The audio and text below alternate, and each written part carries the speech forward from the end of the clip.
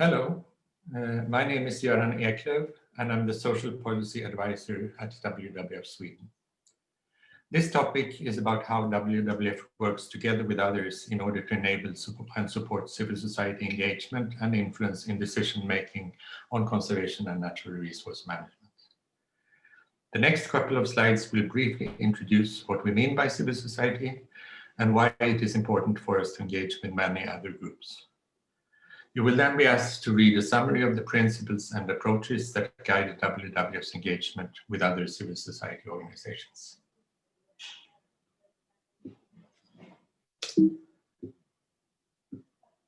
Let's first look at the concepts. Civil society and civil society organizations, or CSOs, are understood in many different ways.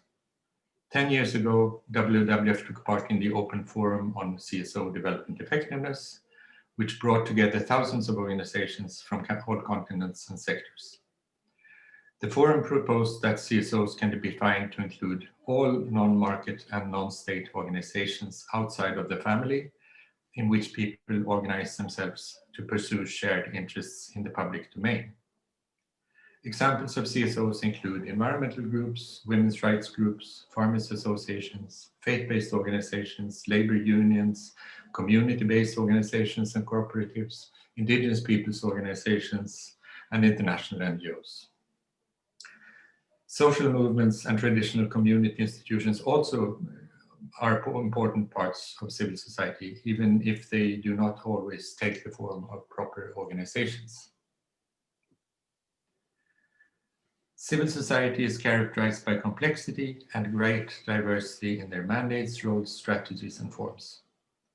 Many CSOs and CBOs have explicit mandates to represent and empower their own members and constituencies and to promote their interests through advocacy or negotiations.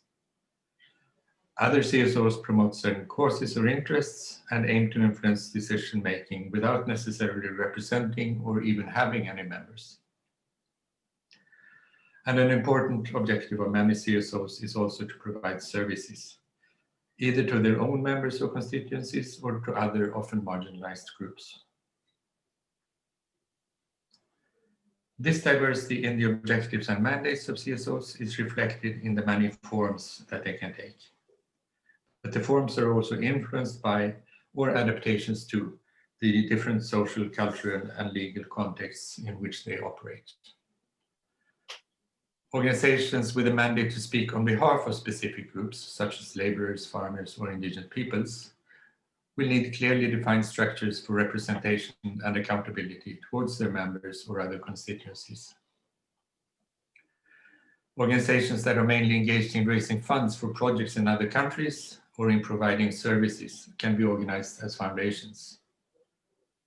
And local community-based organizations, or CBOs, they may be quite informal with a very minimum of structures that are needed in order to fulfill a very specific objective. And CSOs that operate in repressive and political environments, they may need to take cover, so to speak, within some government-approved structure or to organize themselves as a private sector entity. We need to acknowledge that not all CSOs have honest, transparent, or defensible agendas or origins.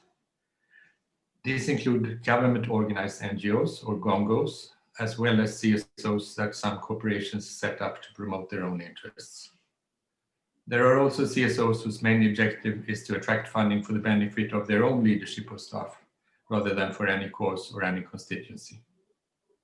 And finally, there are those organizations that promote values and causes that run counter to human rights, equality, and social justice.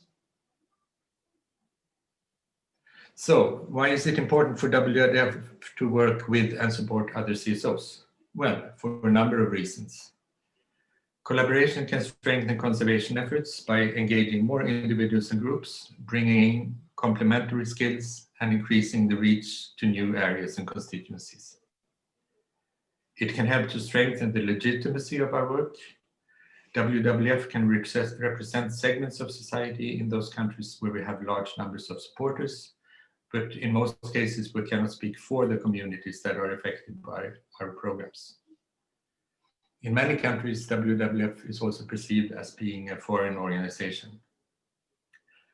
And finally, collaboration will help promote the sustainability of conservation results. A stronger local ownership supports long-term acceptance, stability, and durability of the mechanisms and governance structures for sustainable natural resource management that we need to put in place. You will read more about this in the briefing that follows.